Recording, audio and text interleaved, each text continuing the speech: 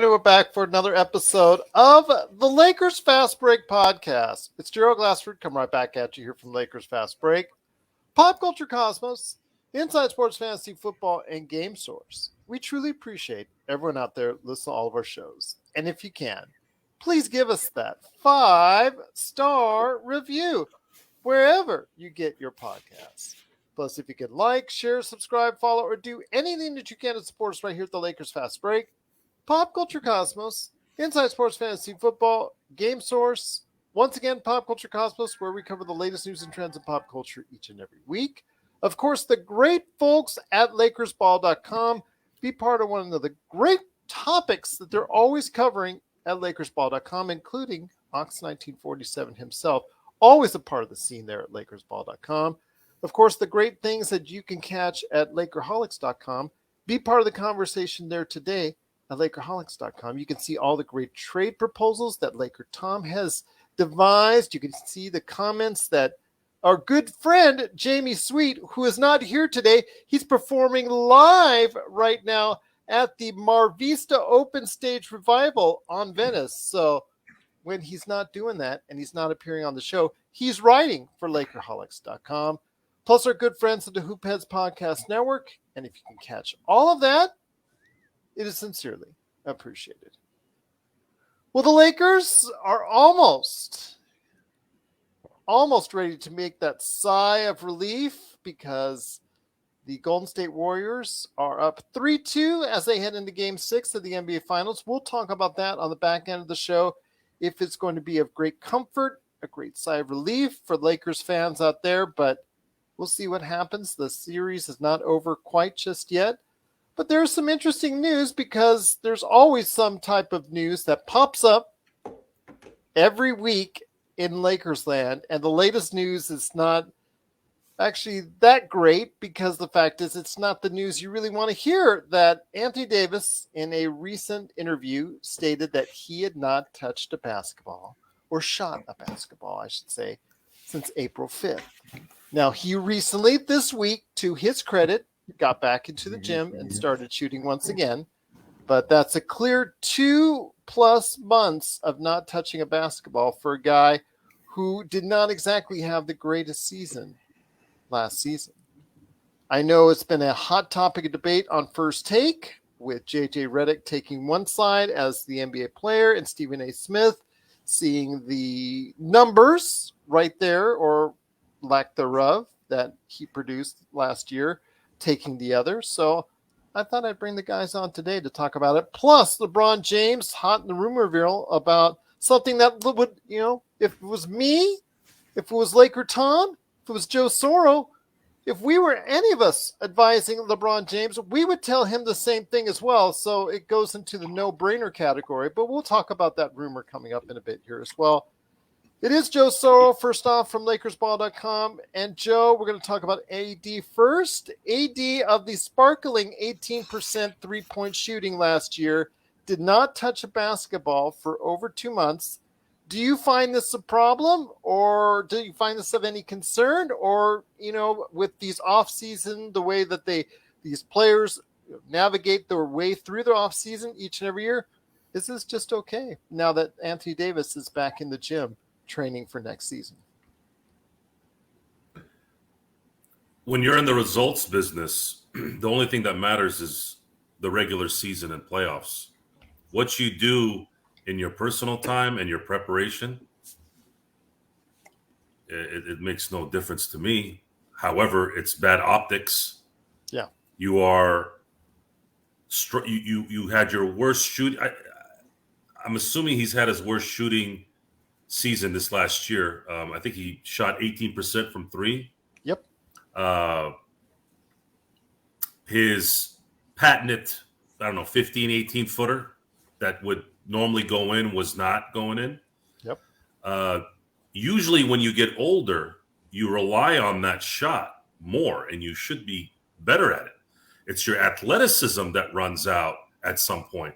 So it's almost like Anthony Davis is kind of Benjamin buttoning this, where he's reverting backwards when he should be losing ability as you get older and getting better at the fundamentals.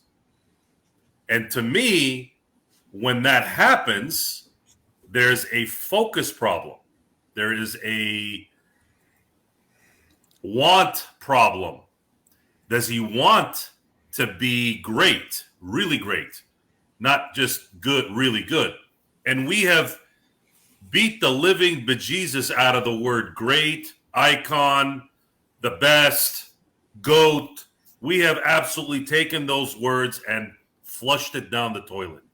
They don't mean anything anymore. A guy can have a great month and he's the GOAT.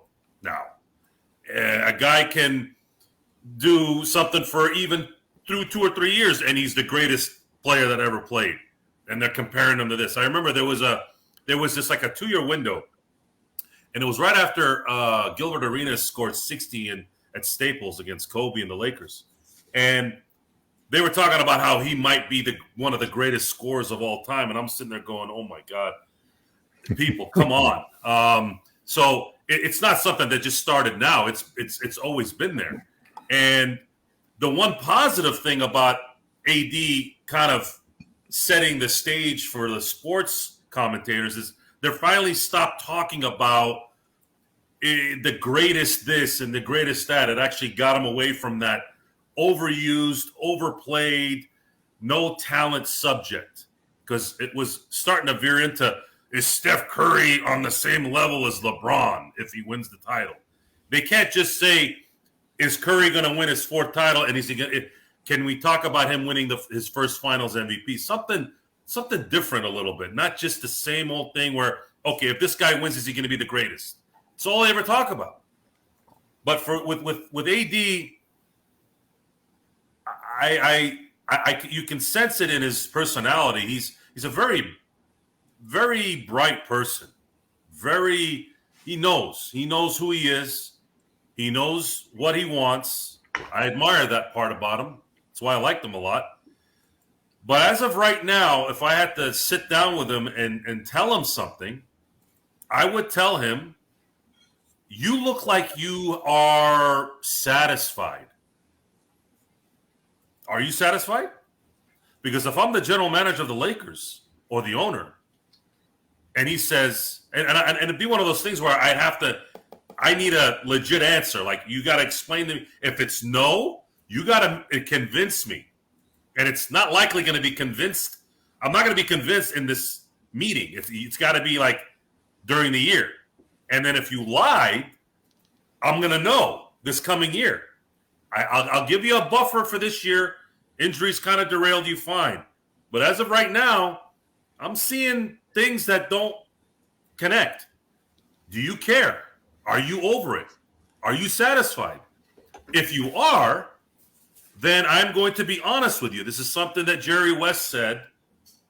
He said it during the memorial for Kobe, but I've heard it in the past, not through his own mouth, but Jerry West never lies to. He never lied to a player that was with him or a player he was going after. Yeah. And that's one of the things that he says was a staple in why he's successful, is when you don't lie to people, you tend not to get yourself in trouble. So if you tell me the truth that you're satisfied, I will tell you at that point, we are going to start looking into other options.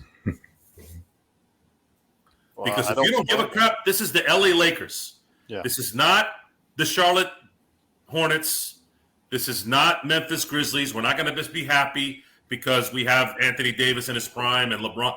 We win titles here, baby. If we don't win titles, we're working to win titles. So if you're not satisfied, then okay, we're gonna find that out this year. If you are satisfied, I got to figure out another option. We already know what LeBron's going to do. LeBron is going to likely weigh his options here until August. If he sees a change in the summer, and I'm sure he's talking about this with his wife in secret, hey, if they trade Russell Westbrook and they bring in something where it's like, we might be a title contender, he'll sign the extension. But if Russell Westbrook isn't gone off this team and there's not really any big improvements by August, I don't see him signing the extension. And it's likely LeBron plays his last season in LA in 22-23. Good point indeed. Good to hear from you again, my friend, on that. Yeah, I have kind of a little issue with it, but this is the off season, so it depends. Now that he's back Well, in the gym, I'm how hard is he going to work? How I'm hard does he over it. want it? I'm over it. At some point, I read something literally 10 minutes before we aired. It's about successful people, and I'm not into the rah cliche crap. But I just happened to scroll, and there was a list of what makes someone successful.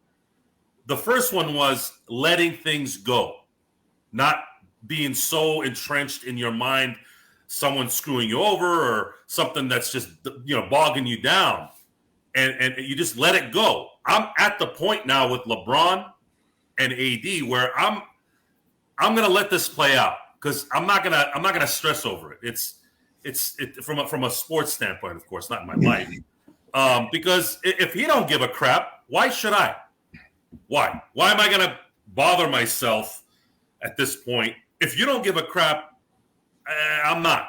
So, and then we just gotta wait it out. We gotta wait it out and see how it plays out. And if Anthony Davis is shooting 18% from 3-point come December, we know that he does not give a crap, and he's not really serious about continuing to be trying to be what we all believed was he could have been in Tim Duncan level. Maybe not 5 championships, but in terms of impact, he has that kind of talent.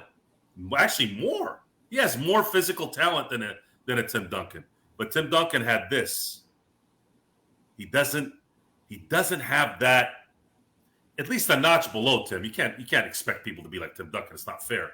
But at least close. Try to get close to that. And if he had that mentality, I think he would have been much more successful in New Orleans too. That was kind of his thing. So we're at a crossroads, as they say, and we get the benefit as podcast analysts of the Lakers to have more dialogue and more entertaining assumptions and analysts and analyzing and all that stuff. So I'm looking at it from that in a positive standpoint. We have something to talk about. That we do indeed.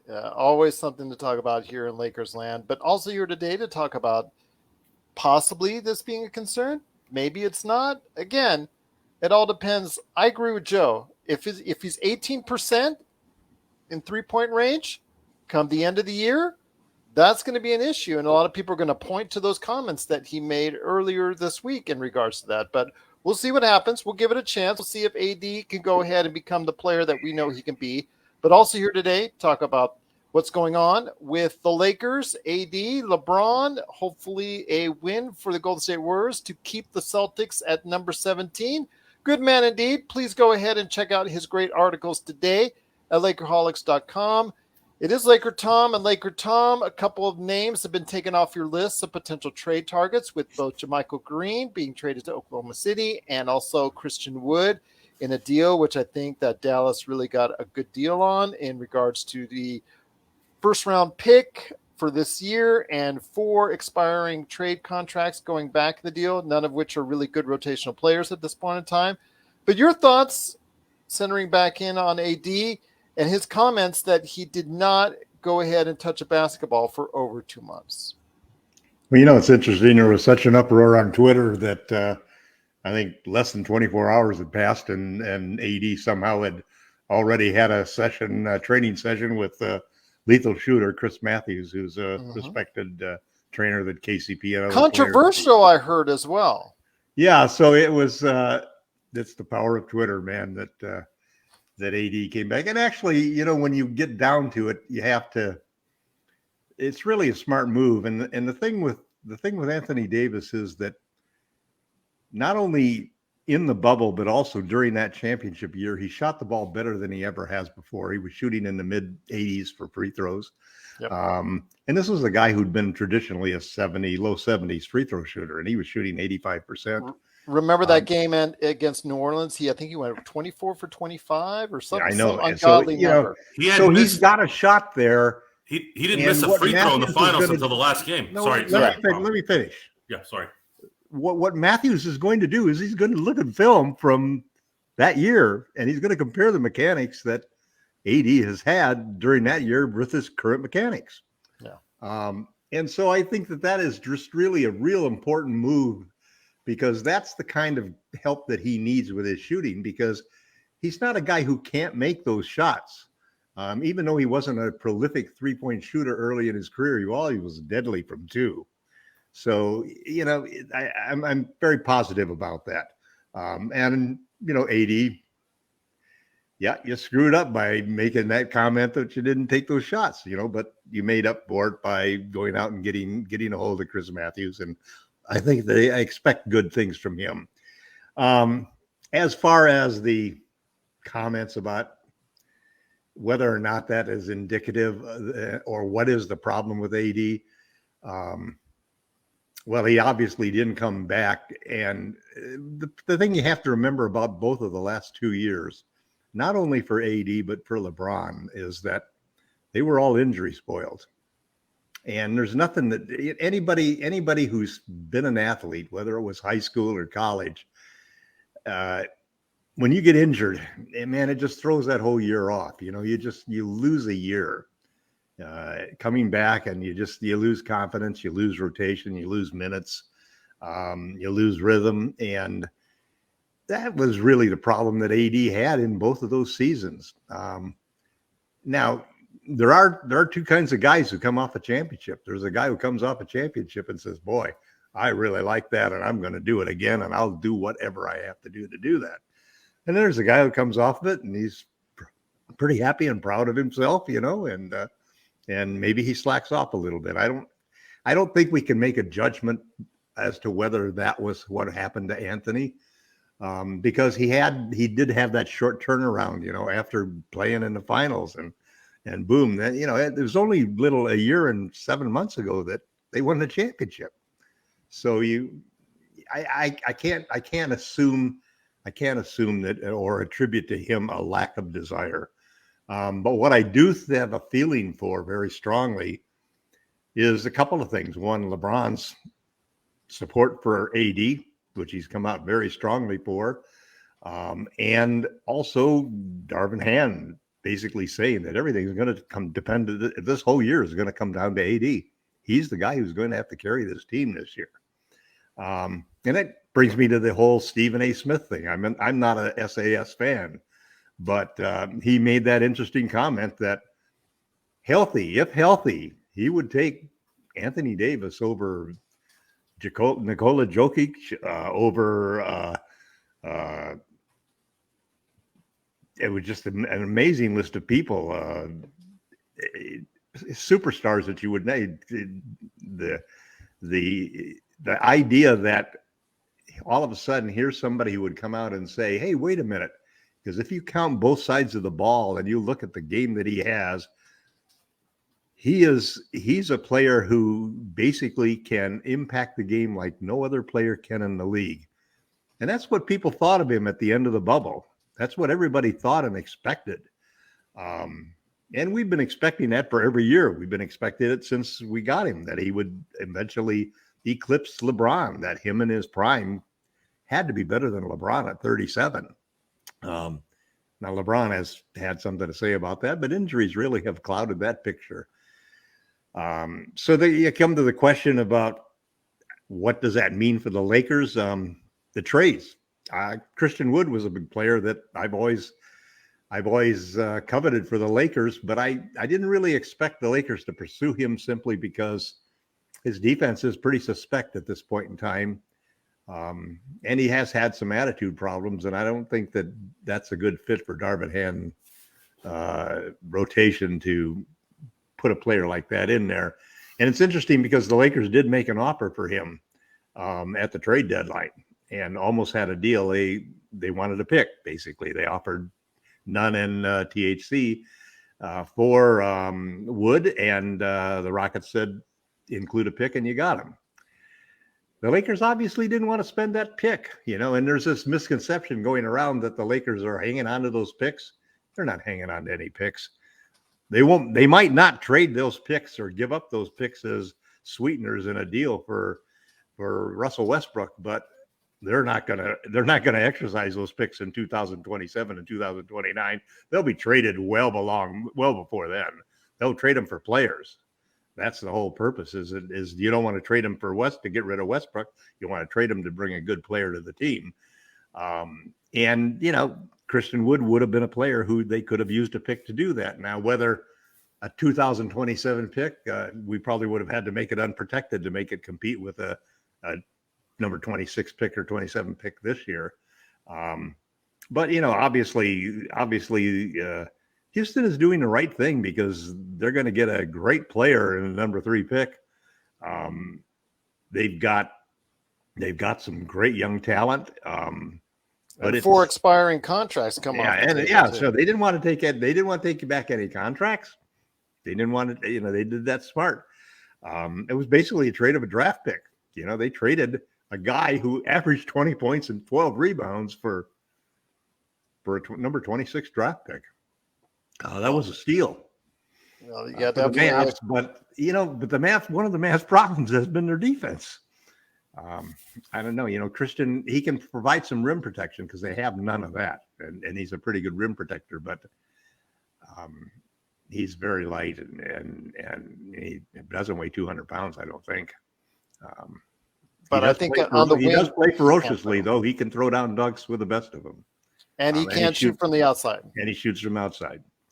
So interesting news. I like the news about AD because I really feel like his shooting problem. He may not shoot that well. That might have been an outlier, but I definitely think having a shooting coach and looking at the mechanics back then versus now is a simple pathway for curing his shooting problems and really getting him back to where he at least hits those mid-range comfortably. Well, one of his big cheerleaders for him just spoke out earlier today in LeBron James saying, watch out for Anthony this upcoming season. He's not concerned at all about what was said by Anthony Davis. He's glad he's in the gym working out. He's glad he's in the gym working on his shot. And that is none other than LeBron James, who has been sort of, part of the conversation as well in regards to what he will do in a long-term commitment for the Los Angeles Lakers, because he has that on the table in early August. And Joe, I want to ask you this. The rumors are abound because, again, with not much to do right now outside of seeing how the offseason habits are for Anthony Davis, there's not much more to talk about other than what the Lakers might do for a second rounder. Oh, yeah, and LeBron signing an extension. The rumors are abound that he is not committing to signing a contract extension with LA at this time. He's going to wait and see what happens. That's a no-brainer, right? Yeah, it's a smart move. Why would you, if your only aspiration at this point is to continue to win championships, and if you feel like this next year there's not going to be anything beyond that, you gotta figure out another option. Yeah. We're gonna know. We're gonna know this summer. I know for sure if Russell Westbrook is back, they're not going to win a title next year. How they're going to better the team, no idea. There would have to be something close to a miracle for it to happen. At this point. Do you think, you brought up a subject that I thought was really fascinating. Do you think that there is any linkage between, if the Lakers don't trade Russell Westbrook, that LeBron may not sign the extension, that could be a reason for him not to sign the extension? I mean, that's an interesting linkage because nobody's talking about it in that way. No. And that's attributing something to LeBron that would be LeBron, very detrimental to Russ. LeBron, I don't think that would ever come out. I think he would keep that close to the chest. But it's common sense. Yeah. When you look at it from LeBron's career, LeBron has done everything except reach number 6, which is what will be the only chance he really, really can have an argument of being the greatest ever. The stat building. He's not going to throw Russ under the bus, but no. But in his true heart, if I'm, he has to be hoping that Pelinka can pull off a trade and I equate it to, Kobe Bryant never said anything negative about Kwame Brown, even when he was elated in New Jersey that first game where he messed up his finger. He scored 6 points in that game. And I had not seen Kobe smile like that. I don't even remember him smiling like that when he three-peated. He was so happy Pau Gasol was there. Even when that happened, Kobe never said anything negative to about Kwame Brown. And we all knew Kwame Brown he kept that team from really, really being anything that would matter, right? So Hands of stone. Yes, Hunter, there's a parallel between Kwame Brown and Russell Westbrook, man. It is. And here's the crazy thing. Think about that. I know. That's why I wanted to bring it up. And it's good that we watch the games because, just like a playbook, when you know the playbook in and out, you remember things and you're able to correlate it with other things that are going on, right? So I had said for years that Kwame Brown was the worst Laker player. Now, talent-wise, he probably wasn't, right? No. But in terms of impact and the ability to go to the next level, Kwame Brown, until there was no next level. Until this last year, I had not ever seen a player sabotage a team as bad as Russell Westbrook had. Those two guys are definitely on the Mount Rushmore of the Lakers' worst players. Yes, and I remember Samaki Walker in 2002. We were wanting to hang ourselves more than a few times with his decision making, but that ended with a title, and it wasn't. Who else do we put on the Mount Rushmore of? I would say if Laker players in my time, the first four that come to mind: Westbrook, Kwame, Samaki Walker, and Smush Parker.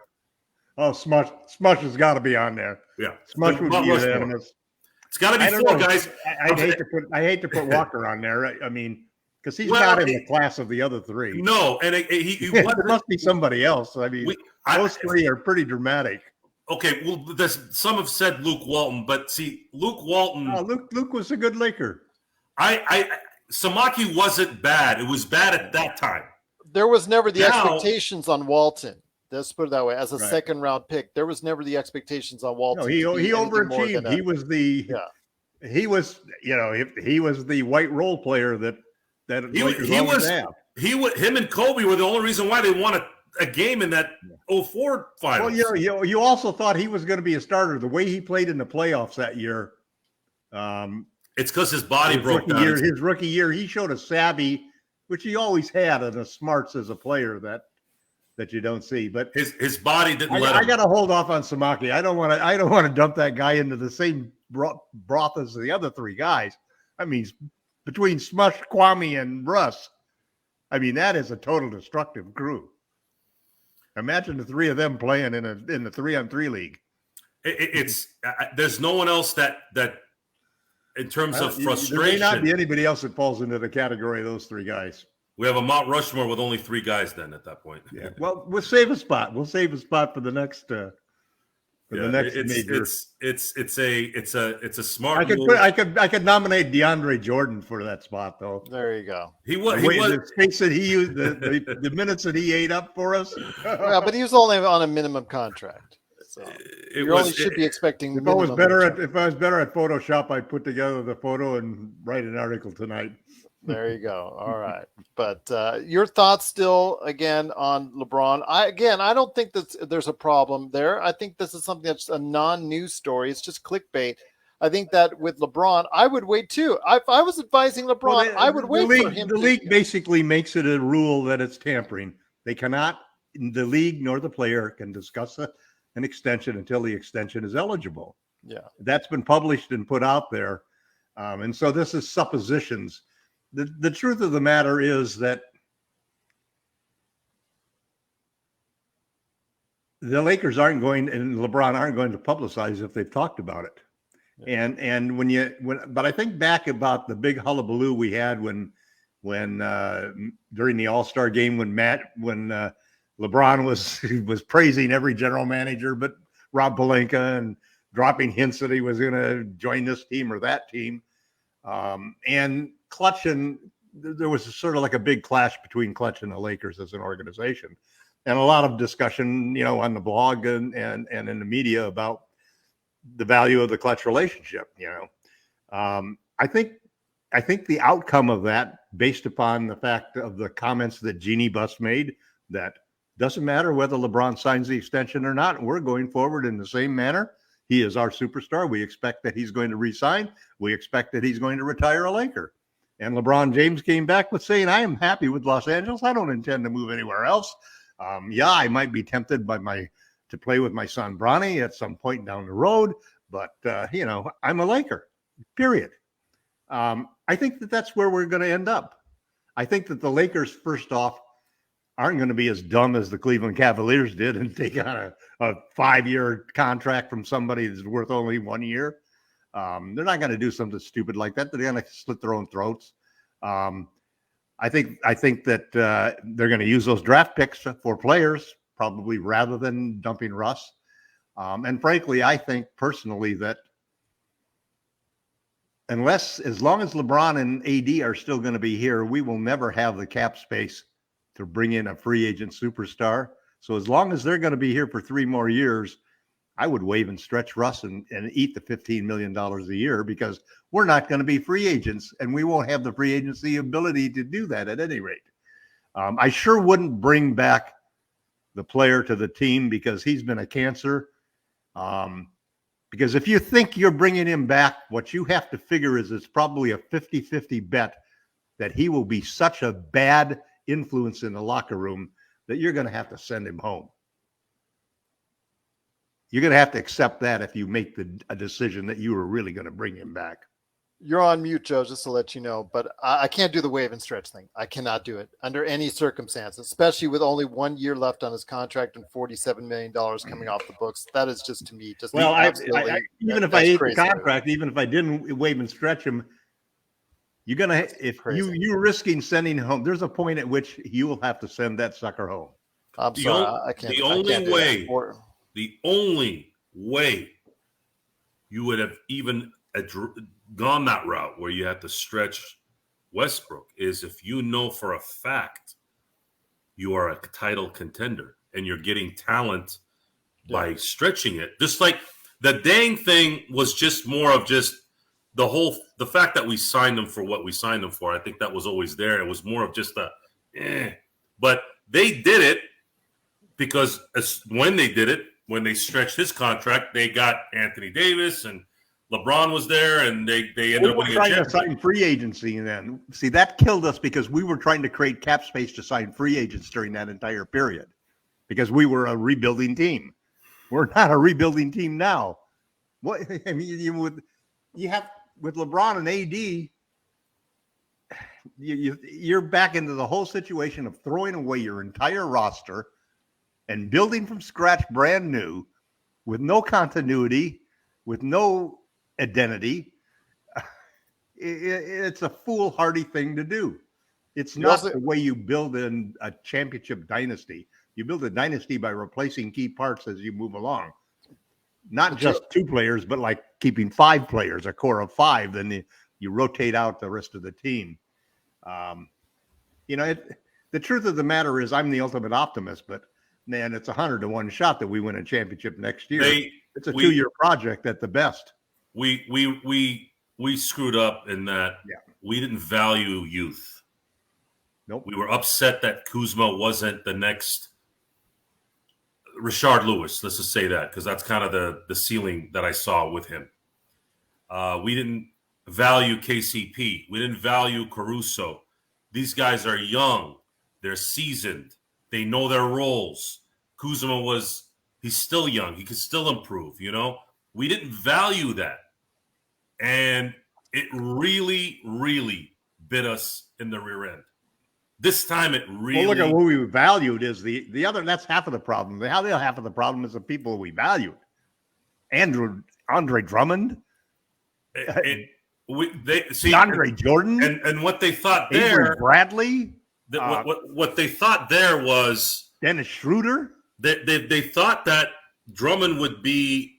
They had amnesia or something where they thought they were back in 2005, where they can get their legit five who likes to rebound. There's a problem, guys, and I don't know why they didn't see that. You see it all the time every year. 2005, the way they do today, the rebounds are all over the court. You need physicality and athleticism. Look at Rudy Gobert.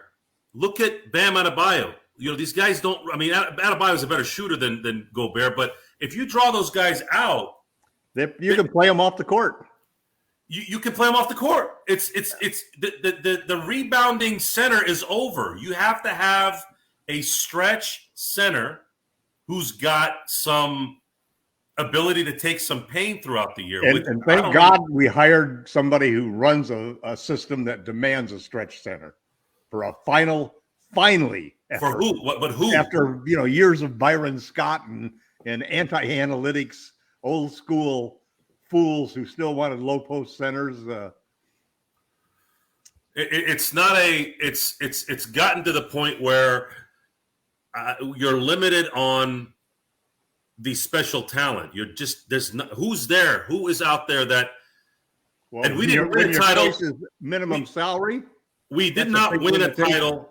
We did not win a title in 2020 with a stretch center. But what we had was a power forward / center who was at that time the best big man in the game.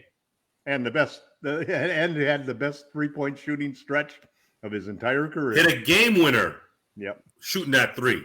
Yep.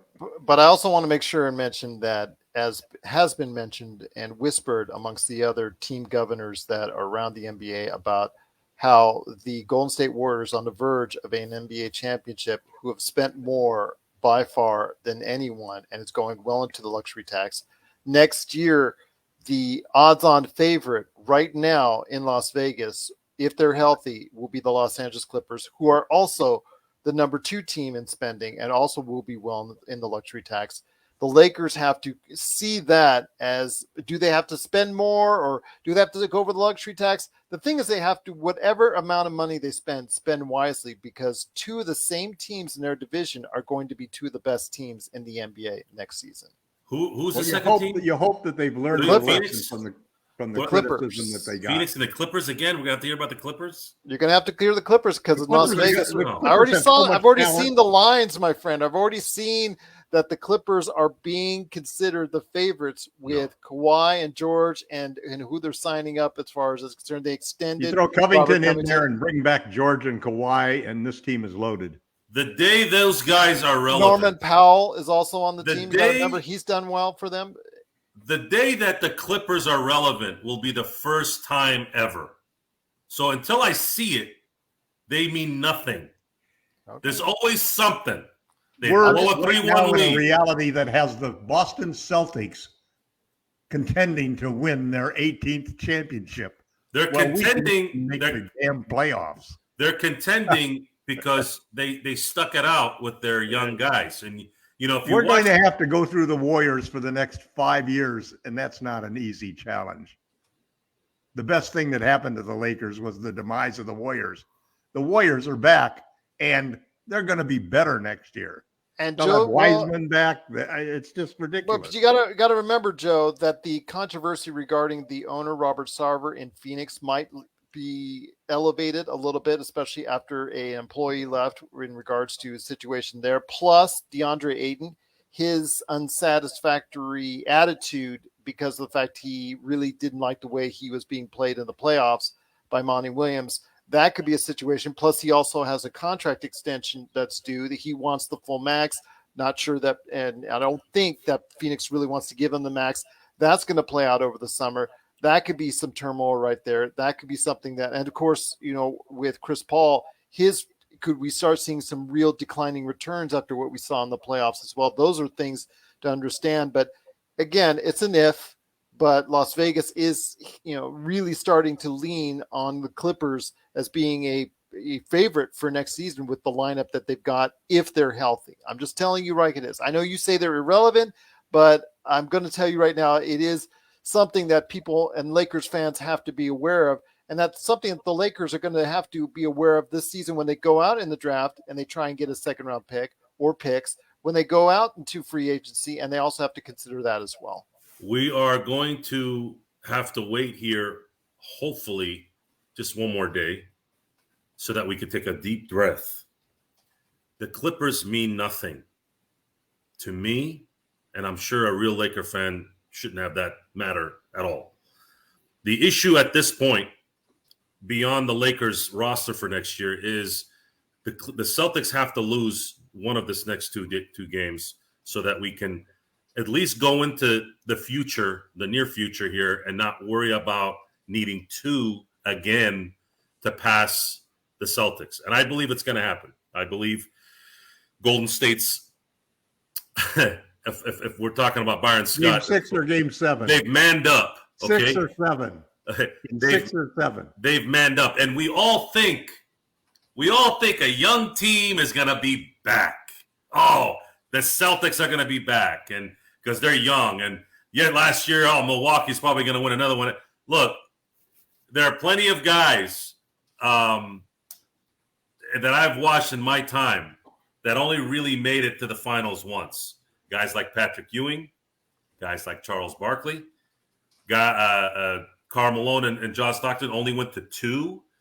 I think we have been so spoiled by the Michael Jordans and the Kobe and Shaqs and the Duncans and the let's say the commutative collective of the Warriors, because their appeal, their greatness is not so much individually. Yeah, they're all. Well, I'm not going to say Draymond. In my book, Draymond's not a Hall of Famer, but I have high standards for that. The only Hall of Famer from my standards right now is Steph Curry. Clay is gonna be a Hall of Famer. I love Clay, but he's not there yet. If I was voting, he will be there probably. But what not about now. Draymond? I know that's Draymond. I don't. No, I get it, but I have a high standard for the Hall of Fame. You have to be great. You have to be a Hall of Famer. I think Tatum will get in. Brown. No, they're all going to get in. Dude, Tracy McGrady and Grant Hill got in. Yeah. Okay, they played half their lives injured. So they're going to get in. Everybody's going to get in, but I have a higher standard. To me, what makes Steph Curry, Klay Thompson, and in terms of basketball community, Draymond Green is they are as unselfish as you can be, which is a very admirable trait. One of them could have easily, Klay could have easily said, look, I've won a couple championships. I want to be the man somewhere. You never heard anything like that from him. Steph Curry opened his arms to Durant, knowing that he was going to get a bunch of, well, did you win your titles with Durant? It didn't affect him. It affected Durant. I'm doing my LakerTom look. Yep. Right? I agree. Okay. It bothered Durant because he doesn't have the same attitude as these other three guys. Did they? Because I have a good memory when it comes to this. Kevin Durant was like Jamal Wilkes till he went to Golden State. He was quiet. He was sweet jump shot, money, star, amazing. And then all of a sudden he turned into this jerk because he was affected by the noise. Everyone said he took the easy way out. But it wasn't his team. It wasn't his team. When in fact, he was the guy that, shot the threes that closed games. But it's still Steph's team. In the end, he was playing at the time like the best player in the world. We and again, I'm not saying the Patricks and the Charleses and the Malones and Stockses aren't great. Those are great players, obviously. But I think we've been spoiled by the ones that do consistently return and keep coming back. And when one guy does it, the guard is changing, man. I'm telling you, it's getting the young players. Everybody doesn't realize the Celtics.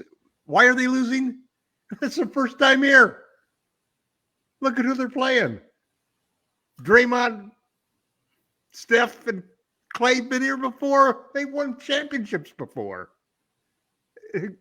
You wonder why the Celtics are struggling? They've never been on a stage. I've seen new players come in and win. We've Sure. seen it before. But most of the time, just like the Bucks, the first time the Bucks were in the finals. It's hard, man. It's hard. Like the Super Bowl. The Super Bowl. Is. Think about the Super Bowl. It's the same thing. It's really hard in football. You almost got to lose before you can win. It's part of the experience and understanding the game and its importance and there used to pressure that you have to deal with. There used to be a consistent formula, and I think you're right in that there is a little bit of like this playoff run was one of the first years I can remember. Last year, you can say, yeah, a little bit, but I just felt like it was all injuries, and it just opened up for both teams. But this year, even though there were some injuries, it's one of the really few years that I remember. I'm like, I don't know who's going to win it this year. I don't know. Is it going to be Golden State? You guys had it clearly set for Golden State. No, you guys seem to have gotten. I thought it was Phoenix. I thought Phoenix was going to go.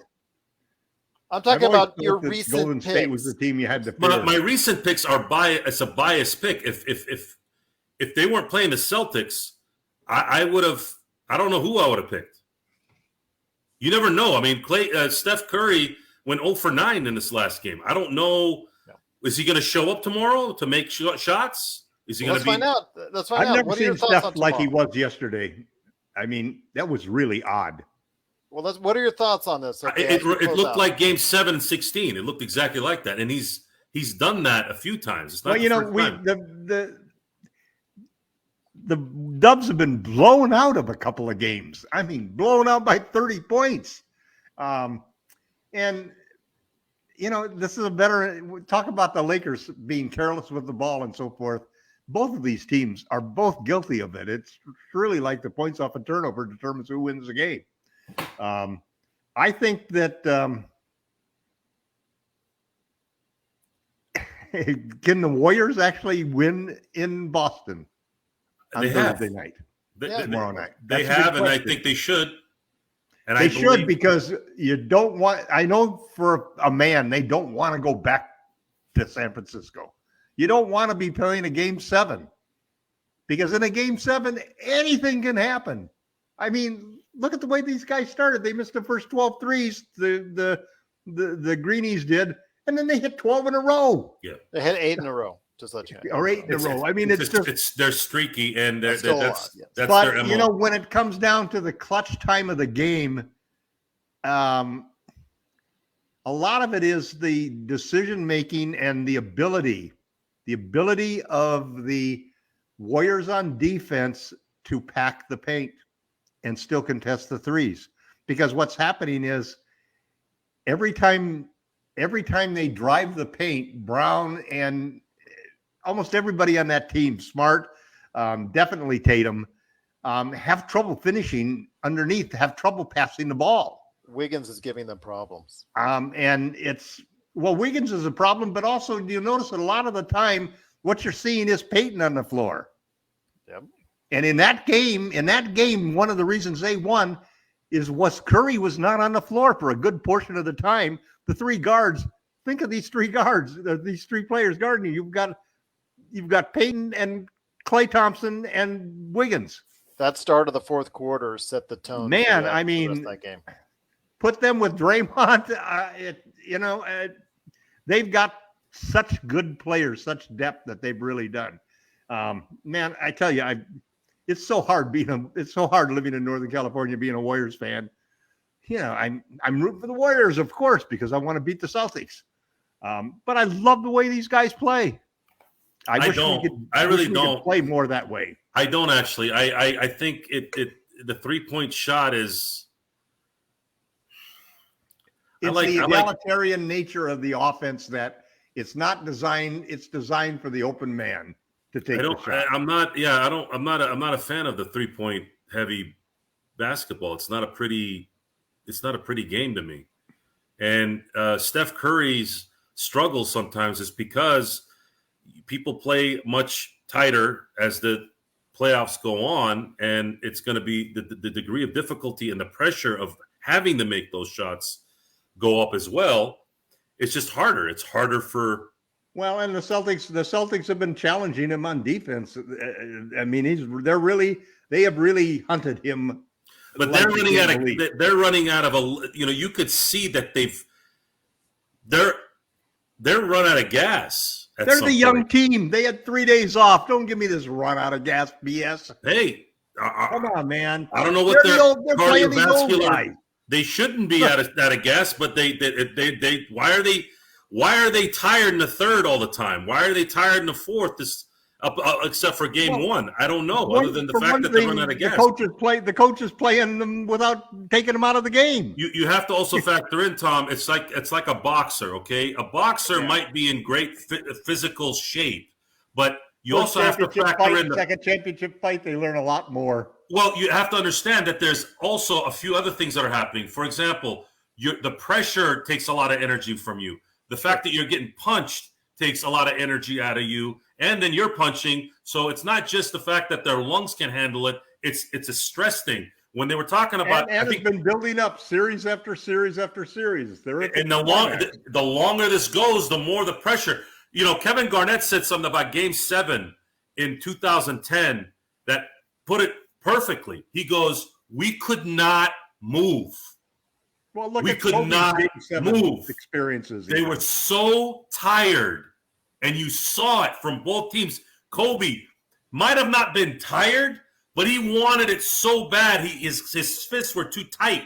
Right? He was exhausted, and you could tell in that game. But still, of course, we all know what happened then. But we all want game. We all want it to end tomorrow night. Yes, we all want it to end. So will it end tomorrow night? I'm saying yes, it'll end on the road. So am I. There you go. I'm not going to say. Look, I keep doing this because I want to be part of the team. It's a 50-50. You're 50% right, man. I'm gonna put my cards on the table. Look, I don't have a clue who's winning the series. Till right now, I have no idea. And I didn't know even before.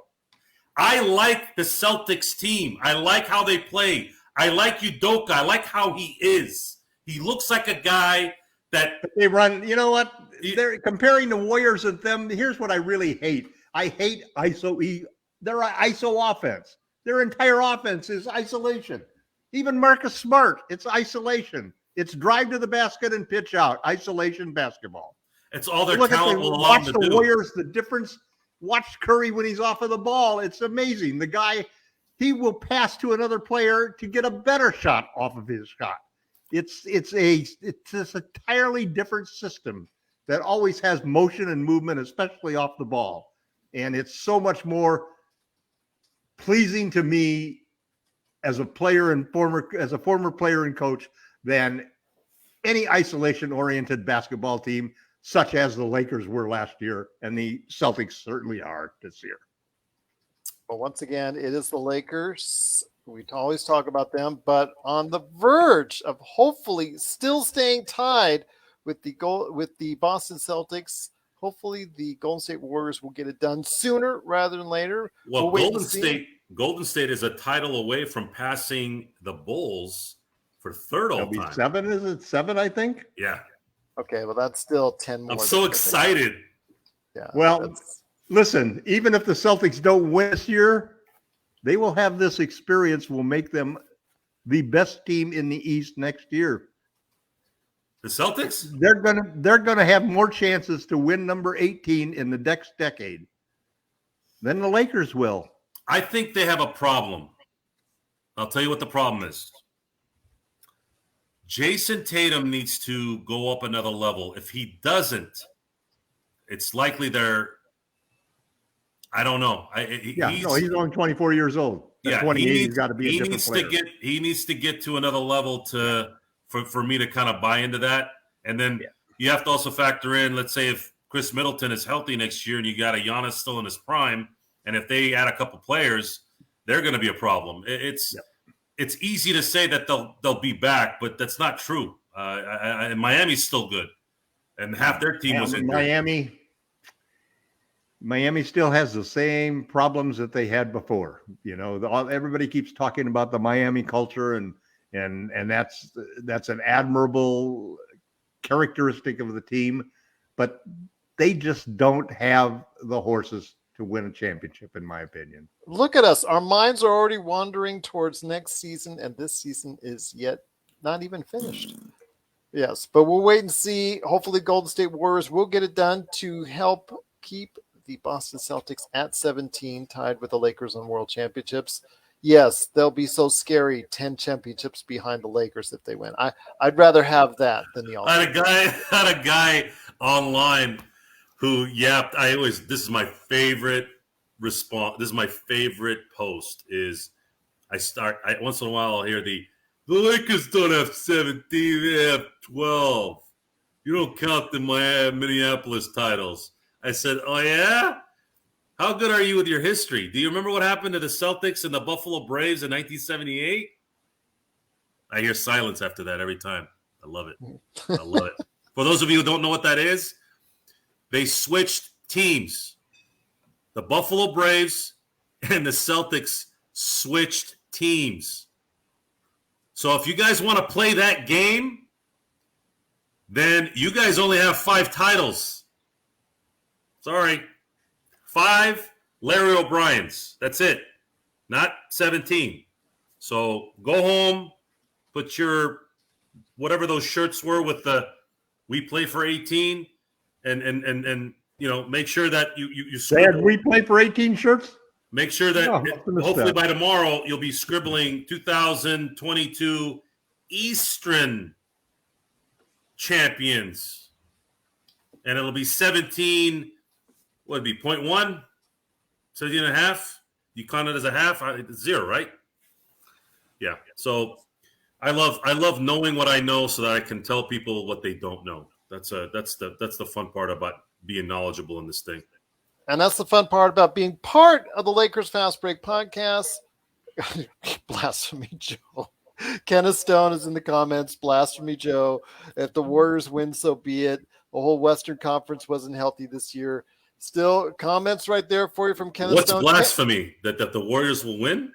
Well, you got to root for Golden State. I'm sorry. If you're a Lakers fan, you are rooting for Golden State. Yeah, you can't. I'm sorry. Whoever's out there, guys, it's simple. It's not. Even if it was the Clippers versus the Celtics, you have to cheer for the Clippers. We got a bigger thing here. What an experience that would be. Yeah, you having can't. to cheer for the Clippers is very difficult. I'm sorry, guys. Maybe more difficult than the Celtics in some respects. There's priorities here. Not all respects, but in some respects. There's priorities. Priority is we cannot afford to be 2 behind the Celtics. They're not 1 behind. They're 2. Two to leap over. Yeah, that's what matters. I don't care about 17 right now. It's tied. I hate ties. I don't want to. I want 18. I want 1 ahead. That's when it matters. Right now, I'm a Steeler fan, and I can't stand that the Patriots have 6 titles. Also, I was Super Bowls, I should say. So, yeah. Well, Kenneth, I want to get you on the show. We want to go ahead again. I will get you on the show. We'll do an interview so you can say why Joe's language against the Lakers is blasphemy. He's not.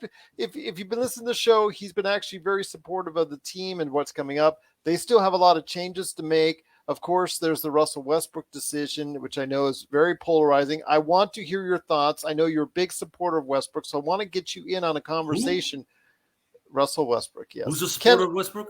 Kenneth Stone. Remember, he came on the show. He's in our chat right now. Again, I want to go ahead and get you on. Supporter of what? What the hell what the hell would you support that for? All right. That's another show indeed. But once again, it's the Lakers Fast Break. Please go ahead and hit us up at Lakers Fast Break on Twitter, LakersFastBreak@yahoo.com. Please go ahead and subscribe. Thank you so much for our YouTube followers, your YouTube subscribers. You've been so gracious in your support. The comments are there. We truly appreciate it. Want to thank again Rafael Barlow for stopping by earlier this week on the program. Please go ahead and check it out today. A great conversation on the NBA draft, why he thinks Paolo Banchero should be the number 1 pick. And yes, to so many people out there, we did talk about Kai Soto. So please go ahead and hear our thoughts on Kai Soto on that particular program. Kenneth Stone, the last words. Oh my God, Joe resents he does not resent the purple and gold. He's a purple and gold fan. True and true. Kenneth, with all due respect, I have to go ahead and say that he is a true Lakers fan indeed. No one would spend that much time on LakersBall.com. Plus also as well, LakerTom and LakerHolics.com. The next These show, guys, you're going to see purple blood come out of here. okay. And then on this side, gold. Laker gold. Kenneth, Laker, no, please don't start it. Please Laker don't start it. gold. The Laker gold from 99 to 2018, not that banana yellow that Nike started making that looks like garbage or puke. I'm talking Kobe staples starting in 99, 2000 gold right here. All right. Okay, I'm going to show you next show. Okay. Purple, gold. Well, we're going to go ahead and see gold. if we can do that. We'll tape it on Sunday night. I even put it on my work shirts. There you go. All right. Hopefully we'll have an answer about the Golden State Warriors, whether or not they've won the championship, and save the Lakers fans from hearing about that from the Boston Celtics fans. But Kenneth. All right. Well, definitely come back on the show, Kenneth. I really want to get you on the air so you can share your thoughts on Russell Westbrook and so much more. And I even can't Joe wait Soro. for LeBron's tweet. I wait for it every day so I can read it. I want to also give a big shout out to Inasal for going ahead and stopping by, a new listener and new watcher and new viewer on the program. Thank you so much for being in the chat room. And also as well, Antoinette, thank you so much. Nice seeing you pop up with your comments as well. Hopefully you'll return to us right here at the Lakers Fast Break. But again, it is the Lakers Fast Break. We cover the Lakers like no other. In fact, we hope you continue to go ahead and watch us. Hopefully the Golden States will win. Warriors will win. Again, I'm sorry. I want the Lakers to be at 17. I want them to go ahead to 18, 19. But I don't want to hear from any Boston Celtics fans if the Boston Celtics win. So believe me, we're hoping and rooting for the Warriors for this weekend only, and we'll see where it goes from there. But the summer, hopefully, is right around the corner, and the off season, the second season, is hopefully very much closer indeed. It is on the way. The NBA draft, free agency, 1 week away. More. Yep, cannot wait. The fun really begins.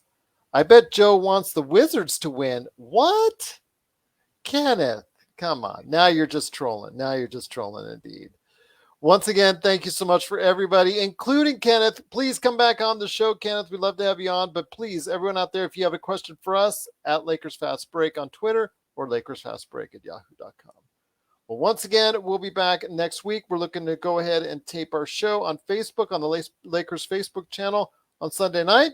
So hopefully we will see you then. Otherwise, we'll go ahead and drop it on Monday right here, wherever you get your podcasts, at the Lakers Fast Break Podcast.